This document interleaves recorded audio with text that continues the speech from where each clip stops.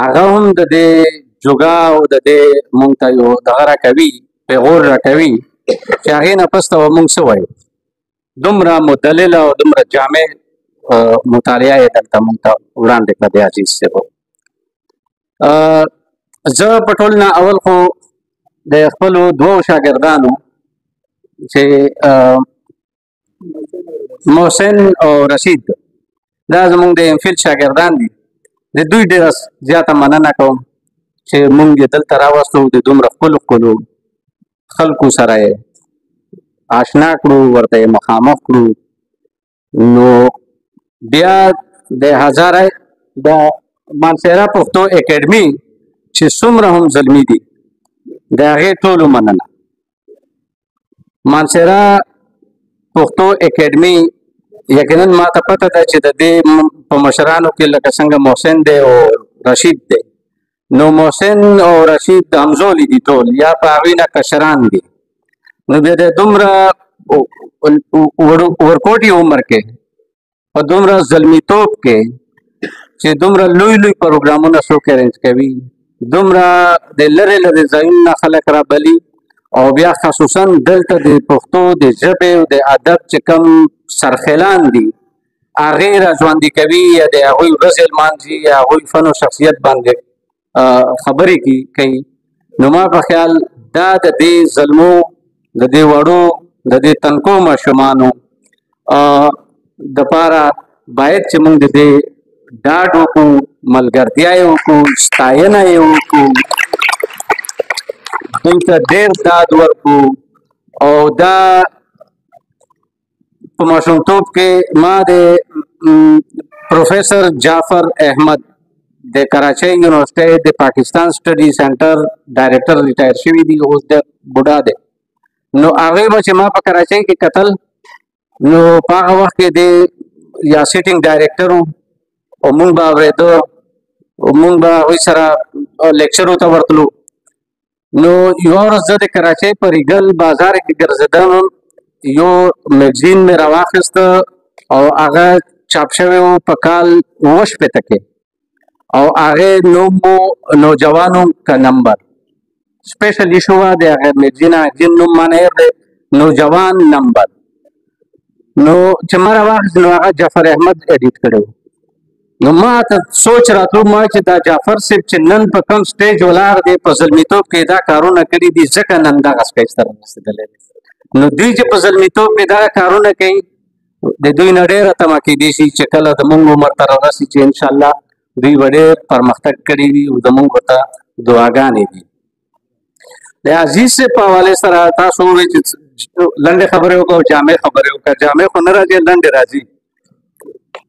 چې ما چې خپل د هغوی په شاعرۍ کې یو څیز نوټ کړی دی، زه په کراچۍ کې مې ژوند کړی دی، ما لږ د خپل ځان تصویر پکې لیدلی دی. عزیز صاحب په شاعرۍ کې ما د خپل ځان تصویر لیدلی دی، او هغه داسې چې دی ما په خیال د 10م جماعت د پس کولو نه پس تللی دی کراچۍ ته، او زه هم په دغه حالت کې تللی وم. 10م مې پاس کړو نو کراچۍ ته لاړم. دوی د کراچۍ په میلونو کې ورځې شپې تېرې کړي دي، او ما هم په هغه میلونو کې شپې ورځې تېرې کړي دي. دوی چې د میلونو په حوالې سره یو نظم لیکلی دی چې میل ته څرنګې ورننوځې نو لومړۍ کمه خطا راشي، بیا دویمه کمه خطا راشي، بیا درېیمه کمه خطا، بیا رینګ دی، بیا ډپلینګ دی، بیا فلانی دی، بیا آخر کې کپړه جوړېږي. تاسو یقین وکړئ چې دا نظم ما ویلو زما د سترګو نه اوښکې تللي دي، ځکه چې ما ته هغه خپل د میل حالت او هغه خپل تصویر چې کوم دی هغه مخې ته ودرېده. او په دغه حوالاتو کې بیا چې کله وروستو د دوی ما ژوند کتو چې دوی پروفیسر دي، دوی کله سیکرټري سره دي، کله د چا سره دي، کله د منسټر سره دي، او کله په الماراتو کې په دورې دي.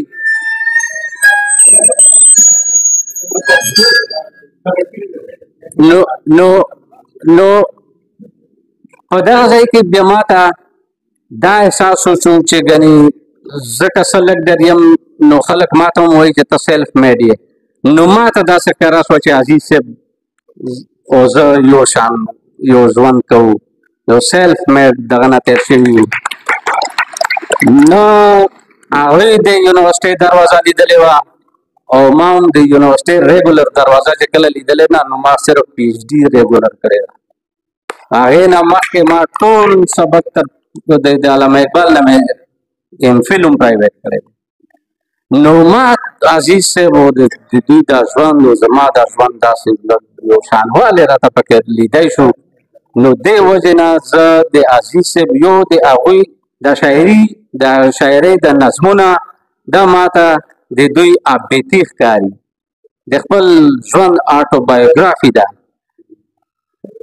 چې هغې سیاسي حالات خصوصا فراز صاحب ورته اشاره وکړه چې کال 85 دی 94 دی او دغسې یوه هوا راغله چې پاپولیسټ هوا وه او زمونږ د پاپولیسټ هوا زمونږ د پښتني سیاست د مزدور سیاست د کسان سیاست ترقي پسند سیاست د یو مخه یوړل. هغې هوې سره نن هم مونږ مخ یو. هغه پاپولیسټ هوا ده چې نه دلته هغې ته نیشنلیزم ټینګېږي نه ورته ترقي پسند سیاست ټینګېږي. هغې هوا سره نن هم مخ یو او هغه مطالعه هغه هوا چې کومه مونږ ته راښایي عزیز صاحب د وطن زلمیا ویښ شه په دې نظم کې مونږ ته ډېره بهترین راښایي. هغوی سر ستاسو نه په معذرت سره هغوی د بوټو ذکر کوي او هغه ورته وایي چې ستا لیډر بوټو نه دی ستا لیډر ولی خان دی. باقاعده د هغه نظم کې دا دغه ورته کوي. نو ما ته دا نن صورتحال را معلومیږي چې دا نن چې کوم موږ څه سره تېرېږو دا هم هغه هوا ده هم هغه کیسه ده چې په د جمهوریت په نوم په غیر جمهوري انداز لګیا دي. په غیر جمهوري انداز هغه مونږ داسې ګڼو چې یو داسې کیسه وه چې سیول ایډمنسټریشن چې کوم ناست وو او یا دلته چې مونږ وینو اوس زمونږ په صوبه کې چې کوم سیول ایډمنسټریشن ناست دی خو بنیادي طور دا په بدترینه مرحله نه وراغلی.